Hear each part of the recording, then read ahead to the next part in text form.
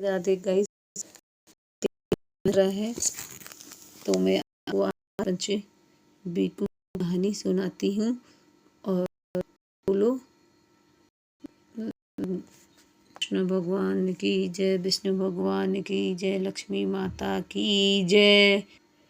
एक साहूकार के बेटे की बहू थी। वो कार्तिक के महीने में सुबह जल्दी उठ के गंगा जी नहाने जाती थी। वो पराये पुरुष का मुंह नहीं देखती थी। राजा का लड़का भी गंगा जी नहाने आ जाता था। राजा का लड़का कहता था कि सुबह सुबह नहाता हूँ, मेरे से पहले कोई भी नहीं नहाता।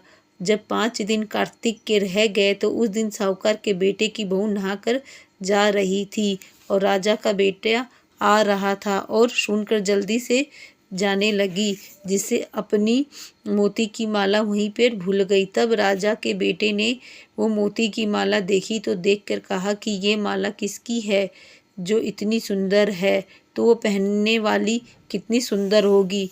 बाद में सारी नगरी में ढिंढोरा पिटवा दिया कि जिसकी भी ये माला है वो मेरे पास 5 रात आएगी, तब मैं उसकी ये माला दे दूंगा। और वो खुद वहाँ तोते के पिंजरे टांग कर बैठ गया। सुबह साहूकारनी की बहू आई तो पहली पैड़ी पर पाँव रखा तो बोली कि अगर मेरा सत है तो इसे नींद आ जाए। और भगवान ने उसका सत रख दिया और उसे नींद आ गई और वो नहाकर चली गई। राजा का बेटा उठकर बैठ गया और तोते से पूछा कि क्या वो आई थी? तो तोता कहा आई थी। तो वो कैसी थी? तब वो बोला कि अप्सरा जैसी, बिजली होती, होली जैसी, झलकामड़ी, गुलाब जैसा रंग। राजकुमार ने कहा आज तो उंगली चीरकर लेट जाऊंगा, फिर मुझे नींद नहीं आएगी। दूसरे दिन वो उंगली चीरकर बैठ गया। जब वो आई तो भगवान से प्रार्थना करने लगी कि इतना कहते ही राजकुमार को नींद आ गई और वो नहाकर चली गई। तब उसने उठकर तोते से पूछा कि उसकी कई सारी बातें बता दी। तब राजकुमार बोला मैं अब आँखों में मिर्च डालकर बैठूंगा, और रात को मिर्च डालकर बैठ गया। और वो आई और प्रार्थना करी, जिससे राजकुमार को नींद आ गई और वो नहाकर चली गई। तब राजकुमार ने तोते से पूछा कि आई थी? तो उसने कहा आई थी। फिर उसने कहा आज तो बिना बिस्तर के बैठूंगा, और वो रात को बिना बिस्तर के बैठ गया। जब वो नहाने आई तो फिर भगवान से वही बात कही तो राजकुमार को नींद आ गई। जब वो नहाकर चली गई तो आंख बंद करके चली गई। राजकुमार ने उठकर देखा तो वो नहाकर चली गई। तो वो बोला कि आज तो मैं आँख की अंगीठी रखकर बैठूंगा, जिससे नींद नहीं आएगी। और वो अंगीठी रखकर बैठ गया। साहूकार की बहू आई तो भगवान से कहा कि 4 रात तो निकाल दी, परंतु आज की रात और निकाल दियो। भगवान ने उसका सत रख दिया और उसे नींद आ गई। जब वो नहाकर चली गई जाने लगी तो वो तोते से बोली कि पापी हत्यारे से कह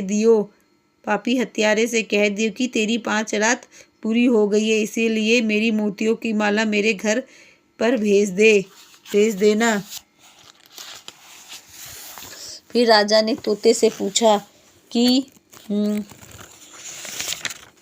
वो आई थी? तो तोते ने कहा वो आई थी और उसने माला मंगवाई है। तो राजकुमार ने सोचा कि वो तो सच्ची थी, उसका तो भगवान ने भी सत रख दिया। थोड़े दिन बाद राजकुमार के शरीर में कोढ़ निकल गया और वो तड़पने लगा।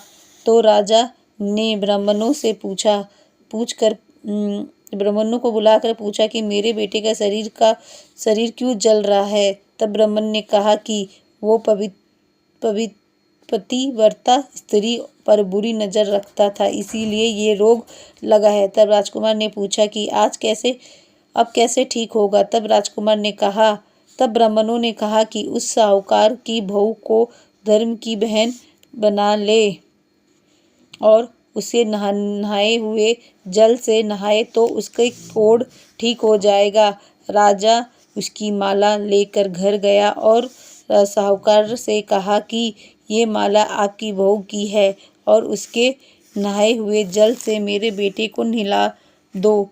तो साहूकार ने कहा ये तो किसी पराये पुरुष का मुंह भी नहीं देखती। इसे नाली के नीचे राजकुमार को बैठा देना। जब वो नहाएगी तो ऊपर से वो पानी गिर जाएगा। बाद में राजकुमार बैठ गया और नहाया तो उसी की चंदन जैसी काया हो गई। हे पंचमिकु देवता, जैसे साहूकार की बहू का सत्य रखा वैसे सबका रखना। कहते सुनते हुंकार भरते सब परिवार का सत्य रखना। बोलो लक्ष्मी माता की जय। बोलो विष्णु भगवान की जय।